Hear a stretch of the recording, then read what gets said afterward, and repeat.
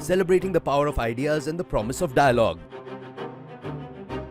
The landmark 5th edition of the Sami-Sabinsa Group presents the Hindu Huddle India in Dialogue, co-powered by Government of Karnataka and Government of Telangana, brought together leaders, thinkers and change makers reshaping India's narrative. The two-day event sparked conversations that matter.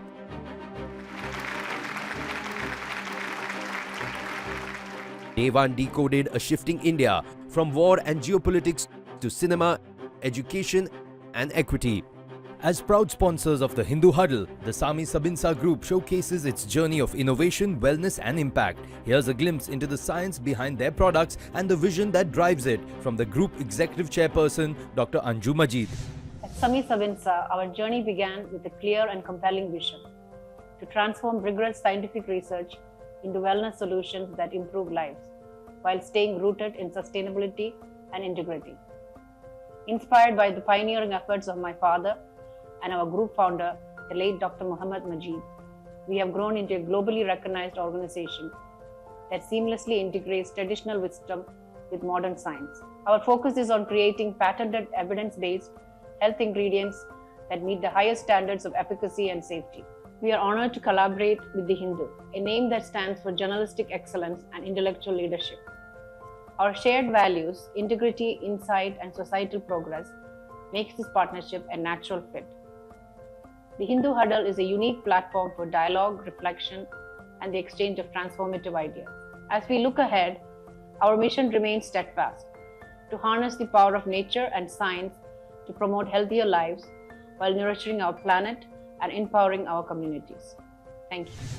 Inviting Mr. Narayan Lakshman, the curator of the Hindu Huddle 2025, to deliver his talk. Welcome to the 5th edition of the Hindu Huddle. As I worked with my brilliant and dedicated colleagues to pull together a strong program for all of you today, I realized one powerful fact: that there is a deep and abiding bond between the foundational values of the Hindu newspaper, known for quality journalism and recognized as a premium news product, and the thoughtful, transformational ethos of the Hindu Huddle.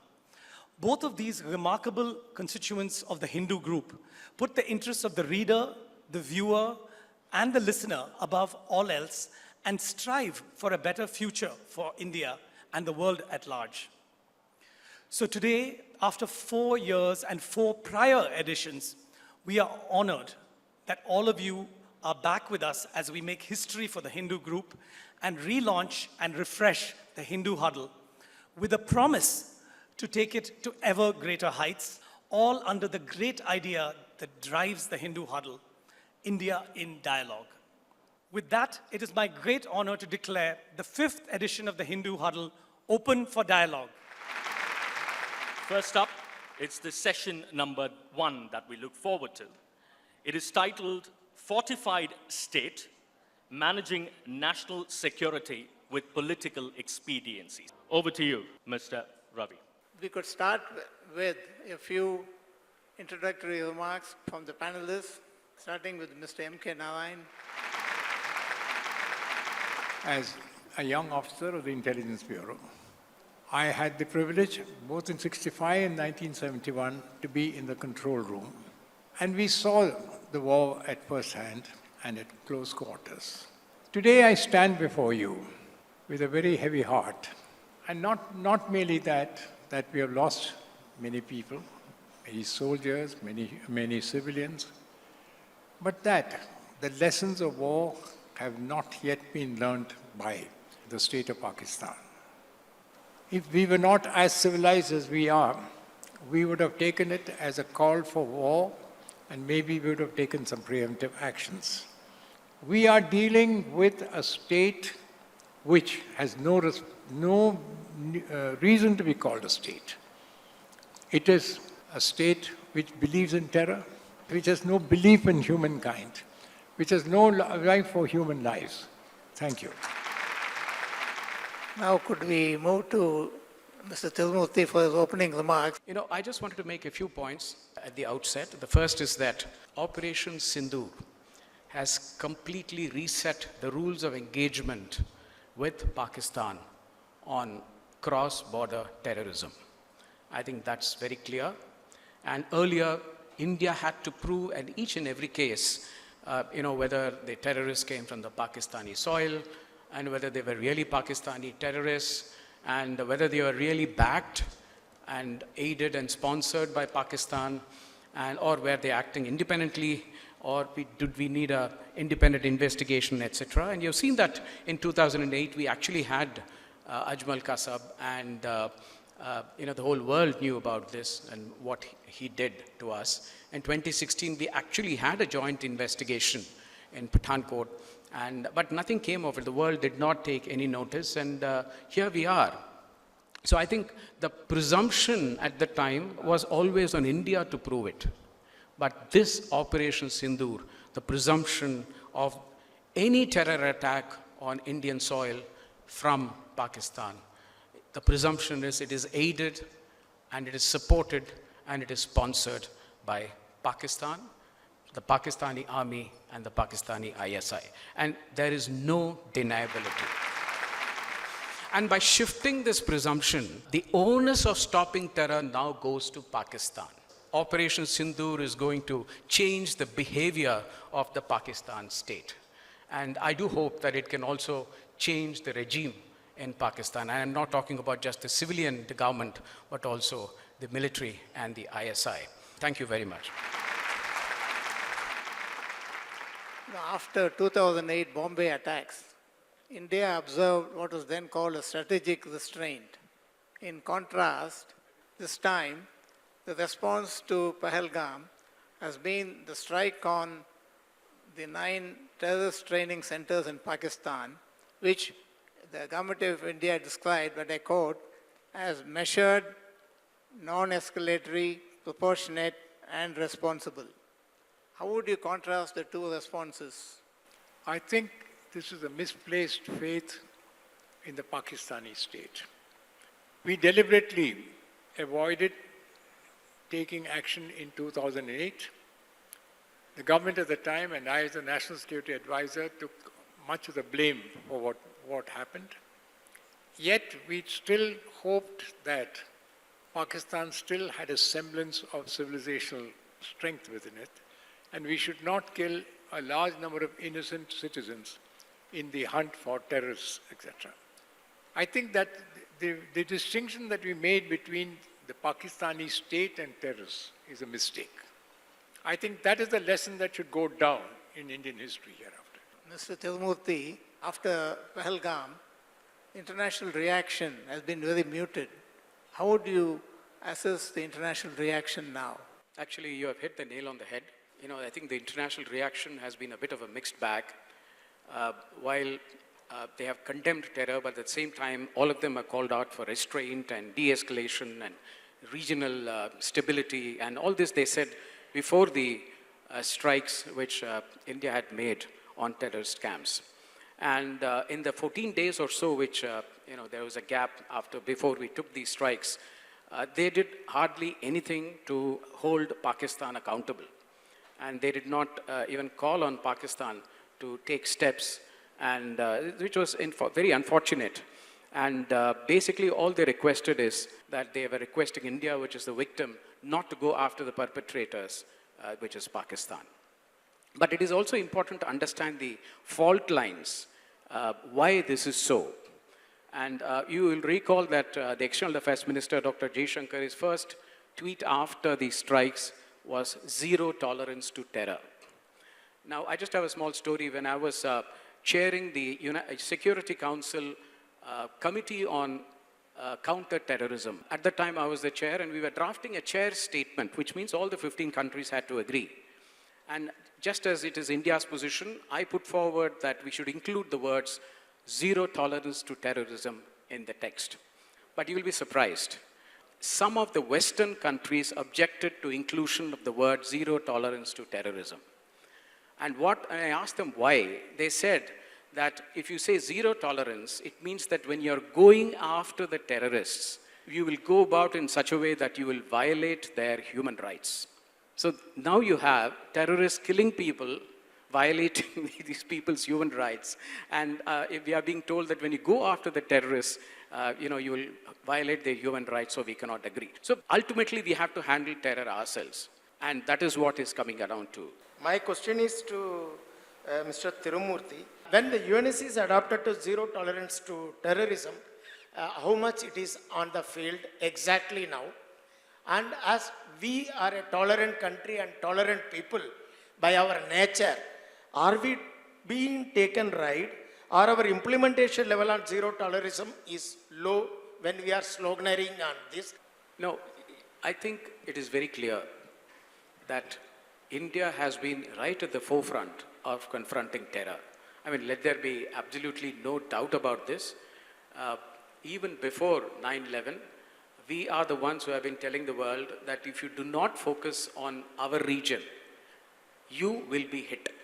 Terrorism in one part of the world hits terrorism in another, or creates terror in another part of the world. This is the connection which India drew, but the world refused to listen. And by the world, I meant particularly the West. It was only when one part of the world, the terror which we were facing on a regular basis, it went right into the heart of Manhattan in New York, that everyone sat up. So let us be very clear. We have been absolutely clear about combating terror, and we have showed zero tolerance for terror, both in implementation and the way we have taken it up. So we are absolutely determined to root out terror, and there should be no doubt about it. Sami-Sabinsa Group presents the Hindu Huddle India in Dialogue, co-powered by Government of Karnataka and Government of Telangana.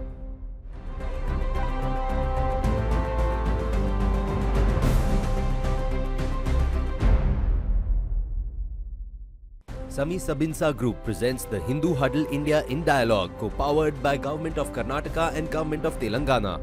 Ladies and gentlemen, let's move on to the next session, which is titled Well-Rounded World View, Finding Space for Liberal Education. Over to you. Thank you so much. Today we are in a very different world, and I really would like to begin by perhaps asking Bhavani if you could get us started. What do you think really is the purpose of higher education today? What kind of people do we want to sort of come out of these systems to face this very uncertain and changing world? When we say liberal education, we are looking at something that does not have any kind of indoctrination, let us say, right? Liberal in the sense of allowing free thinking, allowing learners to pursue knowledge for the sake of understanding and knowing the world through their own perspectives rather than being told what the world is. That's one. Learners presume that education should give them a degree, and after the degree they get a particular profession and then a career, and career today is defined more in terms of job opportunities and so on. While the education that one receives should be for the purpose of making social meaning, right? And that's the biggest challenge we have today. Understanding the reality has been the key purpose of seeking knowledge. And today we understand reality from the shadows than from the reality themselves, because our perceptions are limited to what the world already has thrust upon us, rather than us seeking to know the world around us. Gil, you want to sort of jump in? The literal meaning of education is not training, but to lead out, to get outside of oneself. And I think in this day and age where we're confronting so many crises, what we need is not a citizenry that simply reproduces what it's been told, but people who are capable of thinking out of the box. And we've got to make sure that we are creating classroom environments in which students are doing more than simply putting their heads down and saying, yes, sir, where they're capable of thinking afresh in original and out-of-the-box ways in order to problem solve. And sometimes problem solving doesn't mean arriving at a final answer, but learning how to ask questions better. Keep evaluating what the question is. Question the question. And that way, you might be able to get a perspective that is an education in the literal sense. Satish? The purpose of education has remained the same. It is about the physical, intellectual, moral, and spiritual development of the student. Right? I mean, that I don't think has changed. Whether AI or no AI, I think that fundamentally remains the same. Of course, there is an instrumental reason for education to exist, which is to prepare people for jobs. And the nature of those jobs is changing dramatically. And therefore, probably education is not a finishing school for a job tomorrow, but actually the learning how to learn. Because if your careers are going to shift 5 or 6 times in the next 30 years, or probably even more, you have to repivot because of the nature of change. And for that, the only skill that you will have is the ability to learn. Could you just share a little bit about what kinds of curricular sort of experiments have happened within your university space and how you think that has benefited the students that you've seen pass through? It's about 12 years since the Azim Premji University started its undergrad program, which is a liberal arts program. Liberal arts and the benefits of liberal arts education was very evident in the West, and we did look at those. And one of the things, for instance, that guided us was the interdisciplinarity of issues, right? I mean, the way the world is changing, the problems are interdisciplinary in nature. You can't solve it with one discipline. It requires multiple disciplines to come together. And a liberal arts education sort of does that, right? Why don't we distribute the credits in such a way that people develop fundamental skills? And what are these fundamental skills? The first one is reasoning, right? But reasoning, public reasoning particularly, right? Now that's something that you have to develop. You have to develop an appreciation for art and aesthetics. You have to understand India. I mean, if you have to work in the future, then you can't be just a mathematician or just a physicist. You need to have these abilities as well. So therefore, our course structure sort of has a mix of all this with a lot of weightage for these kind of courses. Bhavani, come admissions time, you have friends whose kids are ready to go to college, calling you up and saying, listen, you're at Ashoka, my kid wants to go there, but what are they ever going to do after getting this, 4 years of liberal arts education? What is that going to prepare them for? So, I mean, how do you typically respond to concerns of parents and perhaps even employers and others about why should we come to Christ and pick up students for our workforce, or parents about why they should send them? The problem lies in, putting them in compartments and saying this is the discipline of science and this is the discipline of humanities and so on. And allowing a free flow of, thought between the two domains is actually the way forward. As a literature teacher myself, when I walk into a class, let's say of a science combination or of commerce and management combination, it's very hard to get them to understand why they're reading literature. Right? Most of the time their question is, I don't have to know this. I know I'll get placed in this particular organization, and why should I know this particular author or this story, or why will this play have any impact at all in my life? And it's very difficult to break that notion that students are already pre-programmed to think. And I cannot blame them, because that's how the society is, that's how the world is. Perspectives are shaped over many years. So is the case with any of the research scholars. When they come for their PhD, they say, this is my title, this is my objective, this is what I'm going to find. Where is the research? What are you going to research about? So I tell them, scrap all this, come back to me with 25 questions tomorrow on why you're doing, what you're doing, how you're going to do this. 25 questions, and they say, I'm going to change my mind on this, because my questions have led me to further questions and to a further deeper understanding of what I want to pursue. And then I tell them, okay, come back with 50 more questions tomorrow. And when they come with more and more questions, that's when they are actually researching on that particular topic. My question to you, Jonathan sir, in your experience, we already, as an educator, we have seen this fragmented and polarized viewpoints. So should we not inculcate this liberal education from the early age? What would be the challenge, and also with a bias-free pedagogy, and so that an individual have a freedom to choose rather than a pushed political ideologies? I mean, for me, it's less about indoctrination by political ideologies than it is a more, shall we say, pervasive, systematic indoctrination into the board exam culture. It really saddens me when we do interviews for Ashoka. I always ask people, what have you read over the last few years that has stuck with you, that has transformed you, that has made you ask questions of the world? And it's extraordinary how many students say to me, but sir, I haven't read. I haven't read for 5 years because I've had to crack the board exam. So I think you're absolutely right that we're not going to fix the problems of education by simply offering something neat and shiny at the tertiary level. There needs to be a comprehensive thinking, rethinking of what education is right from the beginning. Sami-Sabinsa Group presents the Hindu Huddle India in Dialogue, co-powered by Government of Karnataka and Government of Telangana.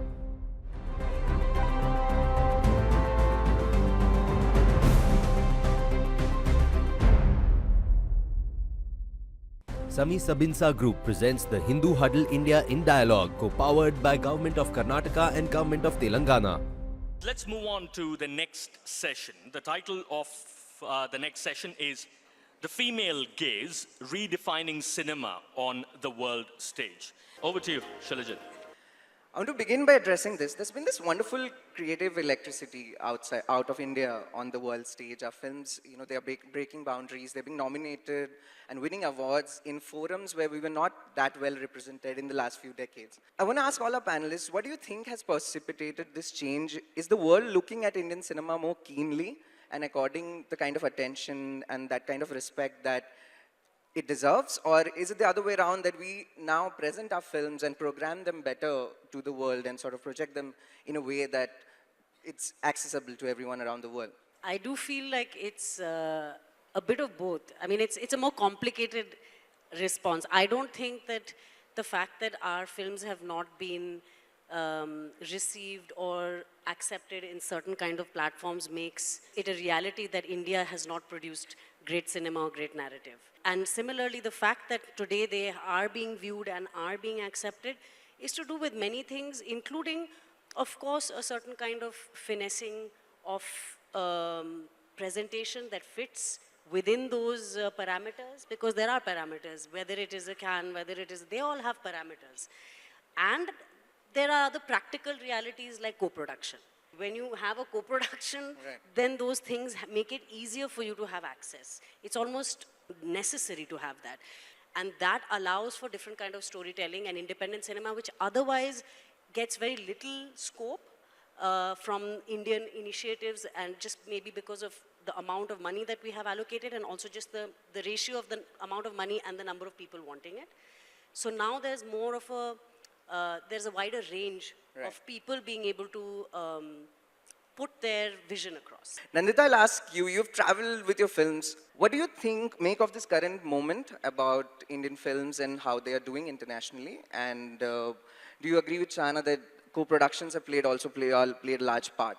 Yeah, no, absolutely. Building on what Shahana said. Firstly, we neither have to keep festivals as the only benchmark, nor do we have to dumb it down. A lot of the times we say, oh, it's a festival film, these kind of labels that we put. Festival is a platform where filmmakers come from all over, showcase their films. I have learned a lot, met some amazing people, watched some great films that are not seen, but we don't have a body that would actually encourage and support our films.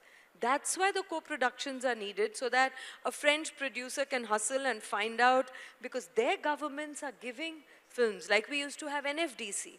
Now there is really no replacement for NFDC. We can't expect a private producer to step in and see cinema as a form of art and do something for the love of cinema and not just, and it's a fact that in our country, economics interferes with art all the time. And because we have such a big mainstream cinema industry, the independent voices often get, sort of lost. Now, because of social media, OTT, I think some smaller films are still finding their way, but they are still not viable. It's still a huge struggle to make films, and somehow if you manage to make them, to actually, market and distribute. So I think we are still quite far away from that global arena, considering we have such a long history of cinema and we have films and literature and talent in so many parts of our country. I feel that we could do a lot more. Gio sir, I have to ask you this. Anybody who's watching and loving movies in the last 4-5 years, Malayalam cinema has really been at the center of it. And they're all very diverse narratives. It's not one kind of cinema that you watch when you watch a Malayalam film. Both of your films, The Great Indian Kitchen and Kadal the Core, translated across the nation. What do you make of this current creative renaissance, let's say, that's happening in Malayalam cinema? I believe that we have a wonderful audience in Kerala. We made Great Indian Kitchen as a festival kind of cinema. After the production, we are in the pandemic, so there is no film festivals. Then we approach some OTT platforms. They all are rejected. Then we find a small OTT platform through Google, and then we contact them. That's why Great Indian Kitchen came on OTT platform named Mainstream. And then rest of the things is a kind of viral. Actually, that was unexpected for me. The reception was great. So we are trying to do something differently, including our actors too. For Kadal, if there is no Mammootty, there is no movie. So he also produced that movie. So that kind of support we will get from our all industry, including actors. When streaming arrived in India, there was a lot of cautious optimism that this will enable a lot of filmmakers who couldn't tell their stories in the traditional mainstream key. What has been your experiences with streaming, and what do you think, where does it stand? Is it really an enabler that it came as a promise of? I think it's become a situation where it came with a certain intention of course, enabling, or people thought it did. Just by virtue of opening up quantity of work, it allowed for different kinds of narratives to come in. And then once they did take that chance and they did well, you expected that now there would be a plethora of that. But what ended up happening is at some point, my guess is that funds ultimately become a thing. See, OTT is not a ticket-based thing. Yeah. It's a subscription-based thing. So it becomes it's not just the success of one show that determines it going into another season. It's determined by how many people are subscribing to your platform at that time, and what are the kind of material and subjects that bring them in. You have to have some sort of foresight, which I don't see happening. The only other thing that I see that ends up working, which is what happened with Gio Baby's film or many other filmmakers and friends that I know, you make your film independently, which you struggle and make because it's not at all easy. It requires a certain kind of, basic capital. But people who do manage to somehow independently make it, then come and sell the final product, because A, it gave them the freedom to make it the way they want to, with the vision that they had, and B, once you have a final product in place and not something that people who don't have creativity have to imagine and think about, then maybe they can buy it and acquire it, as they say, and put it out there. But right now, the market is saturated. There are too many platforms, there's too much material, and there's not enough time to see stuff, and unless most of the times people don't even know a film is out because it requires marketing, which is again another additional cost. So it's not very well thought out. I think things just kind of rolled out, and now, as it always happens, when you hit a crisis, the crisis is always money related, then you will find money related solutions. And money related solutions are always thought of in short-sighted ways, where you're thinking of, oh, okay, let's just get big stars, let's just get eyeballs, that's what's going to give the money rolling, and then maybe we can think about doing things creatively and differently, which never happens. At this point, I'll open the floor up for questions. Yeah. My question is to Gio sir. The Great Indian Kitchen was deeply rooted, yet it could impact audience globally. What are your narratives that connect people across the world? Anything done purposefully. Because I was stuck in my own kitchen. Yeah. Then only after my 33 or 34, then I'm thinking about the woman in my own houses. I realized the things, how horrible my Amma lived in my own house with my father, also my partner. So in that movie, the husband character, that came from me. I made this movie as a filmmaker, this is for me. I'm not thinking about the audience, not thinking about the money. Even I have not told the story to any producer. This is an independent kind of cinema.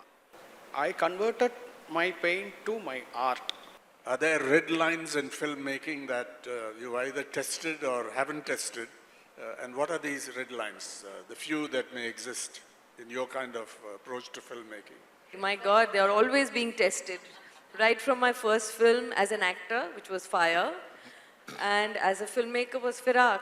But times have changed. Now I think there is safe playing, that it's like an unsaid rule. Nobody's telling you directly, but you're kind of creating those red lines for yourself, which is in some sense the most dangerous thing. Because that's not even visible. You're not even, you're sort of killing your voice almost voluntarily. Let's move on to the next session. The subject is Decoding Trump, Disintegrating World Order.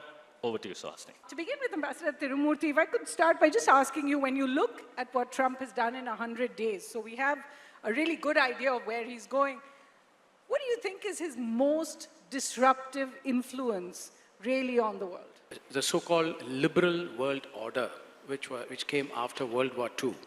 There is no doubt that it is disintegrating. India is now the 5th largest economy. We have strong relations with countries, but we are still fighting for a place under the sun, whether it's the UN Security Council or others. So sometimes people tend to feel that, oh, the status quo is good for India. I think this is a Western narrative, frankly, because this is the narrative they throw at people who do very well in the liberal order in spite of all the difficulties you have. So I think we should not be unduly nostalgic about the liberal world order. And we don't have another order coming and substituting it. Let me say that up front. Now, the disintegration, why is it significant? It is significant because of a very simple thing. For the first time, the attack on the world order is coming from within. The United States, which is was underwriting the liberal world order, is now the country which is actually breaking up the world order. I think that is why it is extremely significant. The disintegration of the world order did not start with the United States or start with Trump administration. That's the way I look at it. Because I think it started when China came into WTO as a non-market economy. Then we have had the emasculation of Russia, if I may use the word. Emasculation of Russia by all the pressures coming through NATO, by come closer and closer to Russia, destroying the security architecture which has been carefully built over the years. And also countries like India, Brazil and others were also always knocking at the door of the New World Order. So President Trump, right from his first term, he has been extremely consistent. Whatever he's doing now should not come as a surprise to us at all, because all that he's doing now, he has already mentioned in his first term. And let us also not forget, President Biden continued a lot of his policies. Many things which Trump is doing is actually geopolitical. It is not just transactional. When he's resetting relations with Russia, it is geopolitical. There is nothing transnational about it. When he's resetting transatlantic alliance with Europe, it is not transactional, it is geopolitical. When he's resetting a discussion and a relationship with Iran, which he wants to do, it is geopolitical, it's not transactional. So I just wanted to say that let us not get carried away by this transactionalism. He's doing a lot of geopolitical things. And finally, if he is going to reset relations with China, it is going to be a geopolitical reset. He's not there right now, but he's aiming for it, and it will have a huge fallout on the whole relationship. Professor Raghavan, if I could ask you, a few days ago, I was in Bangalore speaking to MBA students, so fairly senior. And I just, for my own personal sort of curiosity, asked, how many of you expect to either study or work in the United States in the future? And I think 2 or 3 people put their hands up. So I was a bit puzzled by that, because it's not like anything I'd expected. So I asked them, 6 months ago, how many of you would have wanted to? Half the audience put their hand up. what we're seeing is not just a retrenchment of American power in the world. What we're seeing is a devaluing of America's soft power that, people don't feel as comfortable. Is America losing that story? Yeah, Trump is attacking American universities, which is the main attraction for most Indian students. That is the principal element of American soft power, is the attraction that you can go and study in those universities. We were doing this earlier conversation about liberal arts universities. I mean, they are the pioneers in that model. They have the best research universities in the world. Most, of those universities, particularly in terms of science and tech, a lot of students from India go there to do PhDs and other things, right?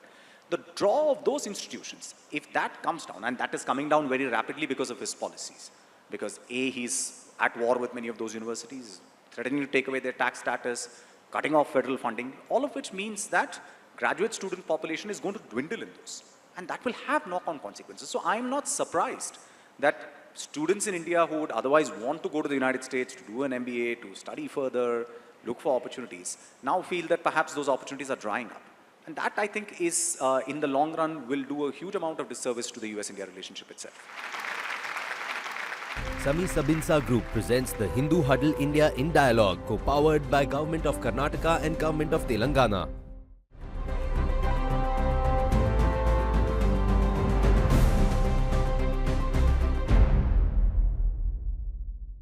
Sami-Sabinsa Group presents the Hindu Huddle India in Dialogue, co-powered by Government of Karnataka and Government of Telangana. Ladies and gentlemen, we have with us Mr. Revanth Reddy, who is the Chief Minister of Telangana, who is joining us online. Big round of applause, ladies and gentlemen. Over to you. Thank you, sir. Since the Telangana government took over, there have been a lot of new initiatives from the government, particularly from the Chief Minister, Mr. Revanth Reddy. There have been some bold experiments with regard to social justice, with regard to education, with regard to new cities that he is planning within Hyderabad. The topic today is about Telangana's bold steps vis-a-vis social justice, sir. So let me start with that particular question.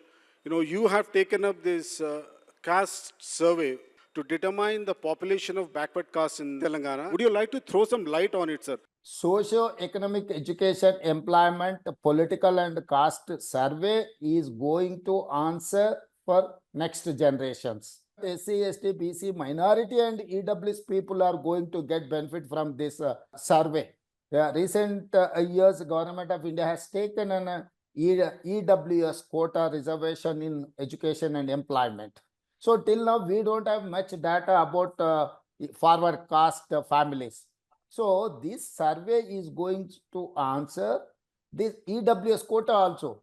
And second thing, SA subcategorization. All these 40 years, they're fighting like anything. Blanket with the Government of India has given 15% reservations to SCs. But in that SC caste, there are 59 castes are there. Some of them, they have got very good benefits. Some of them, they have got political opportunities. Some of them, they have got IAS, IPS and other things. But there is an unrest between SC subcastes. This is going to help the poorest of the poor in SC community. So all these are our Telangana initiatives. Sir, another very interesting, very dynamic step you have taken is, integrating all the residential schools of, scheduled castes, backward castes and forward castes and all other castes into one campus. So could you throw some light on this? Yes, Ravikant, this is also one of the initiatives from the Telangana government. My point is that all these days, whoever the Government of India or Government of Telangana or any other state government, they have initiated for SC residential schools, ST residential schools, minority residential schools or otherwise OBC residential schools.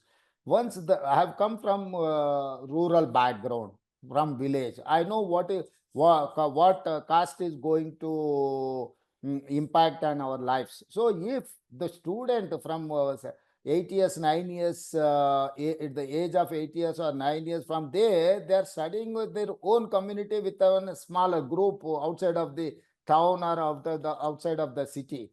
They'll see that the society is ignoring them, or otherwise the society is keeping away from the normal society. I have a very good understanding on that caste lines. So that is why I have told my officers and my colleagues in the cabinet, I have told, boss, this is not the way to treat them. They are also part of our families. So we have to collectively, we wanted to give a good education for them, for the better society. At the same time, we have to give a better atmosphere to educate them. So that is why I've told the SC, ST, BC, minority, even forward caste also 15% who are poorest of the poor in the society. We wanted to include everyone.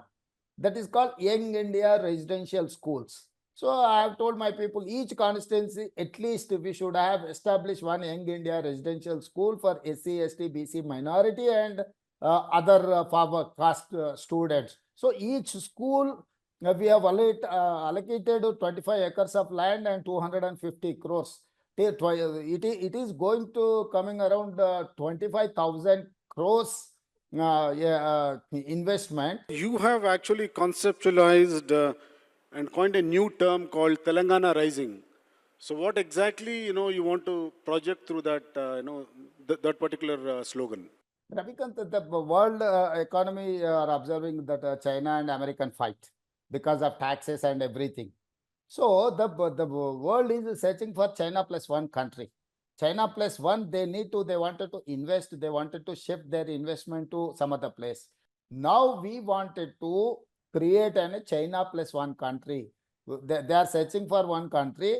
I wanted to answer that question. That country is my state, Telangana state. So I'm trying my best to get investments in industries and infra development. So now we wanted to initiate education, employment, health. For that, we have to improve our infrastructure. We have a outer ring road, 160 kilometers. That outer ring road is a asset for Hyderabad International Airport, high-tech city. So IT companies and pharma companies. So this is my Telangana model, is creating a skills university for youngsters, creating an employment for youngsters, to create an ecosystem for investments, create for an AI city, gaming, farmers, MSP, plus bonus. All these are Telangana model. I wanted to create a place to investment for industries. So now people are searching for Telangana. That is why I've told Telangana is rising. Thank you very much, sir. Now we'll open questions. So Mr. M.K. Narayanan, the former National Security Advisor during the UPA time, is here, sir. He's asking a question, sir. Honorable Chief Minister Revant Reddy ji, I don't have a question to ask. What I want to tell you is, I think you gave a brilliant, absolutely brilliant exposition. I've listened to chief ministers over the years, and as a national security advisor, 6 years in that post, I've met several chief ministers. I've seldom seen a chief minister who can speak with such clarity and on facts without looking at a piece of paper. I congratulate you. Thank you very much. Thank you, sir. Thanks for your Thank you, blessings. sir. Long back, I have seen one of your interview wherein you said that the Telangana model of development is like a T20 cricket. If you can kind of elaborate on it, please. Thank you. Ashutosh, my point is, it is very simple. So policies nowadays, the investors demands are something different from olden days. The people are expecting single window clearance. They are not. They don't want to go pole to pillar, and they are not getting any permissions. All these are going to create a hurdle for investments. So once you have got investments, you can create a better atmosphere and better employment and policies. So my target is $1 trillion economy from Telangana. So if I wanted to reach that place, I have to give single window clearance. That is why I used to meet everyone. I'm there to 24/7 available to meet every investor, and whatever investors are getting any problem, I'm across the table, I'm clearing all those things. They cannot wait for years together. That is why I've told boss, my model is to T20 model. So I'm there to dispose of everything in single window. Sir, as you're creating a fourth city, a city of opportunities, sir, I'm a healthcare player and a first generation entrepreneur. What can we expect from your side, from your government support? Pradeep, my point is that the future, Bharat future city is going to address for everything. First of all, I wanted to tell you that is going to, we wanted to build a net zero city, pollution free city. So I have 30,000 acres. Out of that 30,000 acres, almost 20,000 acres of land I'm using an open area. I wanted to develop an urban forest. Remaining 10,000, I wanted to create an sports, health, and AICT and IT, even pharma, green pharma, EV vehicles. I wanted to create a place. I wanted to collect everything in one roof. Like it is like a bouquet. So every flower is going to put in that bouquet. My Bharat future city is a bouquet for the world. So I wanted to implement the best practices all over the world. So I wanted to give an opportunity to everyone to invest, to work from walk to work.